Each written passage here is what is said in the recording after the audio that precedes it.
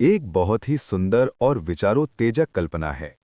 दुर्योधन जैसे अहंकार के प्रतीक और प्रेमानंद जी महाराज जैसे शरणागति के शिखर के बीच का ये संवाद आधुनिक माता-पिता की मानसिक स्थिति को बखूबी दर्शाता है।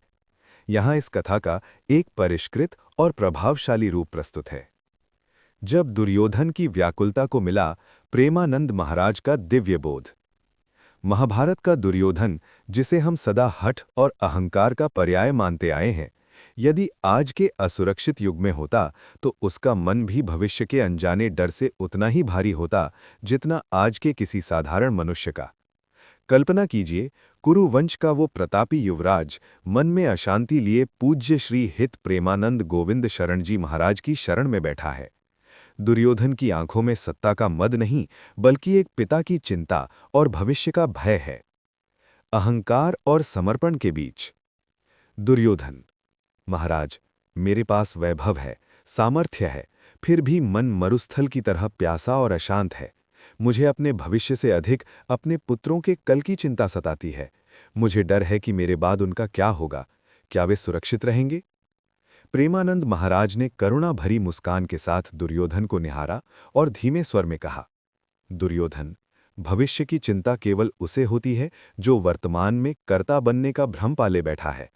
जो आज प्रभु पर भरोसा नहीं कर पा रहा, वो कल की सुरक्षा की गारंटी कहां से लाएगा? चिंता का मूल मैं या वो? दुर्योधन ने सशंकित होकर पुनः पूछा, महाराज, यदि मैं अपने बच्चों के भविष्य की चिंता नहीं करूंगा तो उनका मार्ग कौन प्रशस्त करेगा? क्या एक पिता का कर्तव्य केवल मौन रहना है?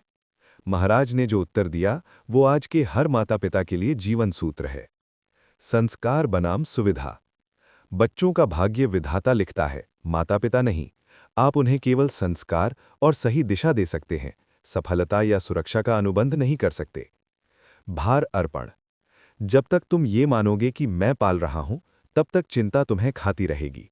जिस दिन बच्चों को प्रभु के चरणों की थाती यानी धरोहर मानकर उन्हें सौंप दोगे, उसी क्षण तुम्हारा बोझ हल्का हो जाएगा। नाम स्मरण का रहस्य। जब दुर्योधन ने कहा कि नाम जपते हुए भी मन भटकता है, तब महाराज ने उसे नाम बल का मर्म समझाया। नाम वो औषधि है जो मन की गहराई में जमे ममता और मोह के मैल को काटती है।